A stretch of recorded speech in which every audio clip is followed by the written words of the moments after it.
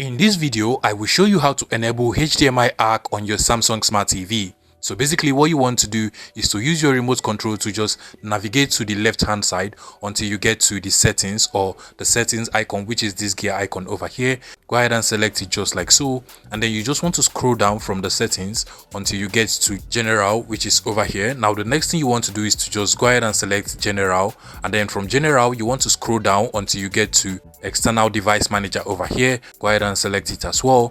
And from here, you want to go ahead and turn on HDMI CEC. Now, if you look over here, you can also see that this actually turns on HDMI ARC as well. So you just want to go ahead and select this option just like so. Mine is already selected, so you want to go ahead and select it. And once it is selected, HDMI and ARC has been enabled or turned on for your Samsung Smart TV.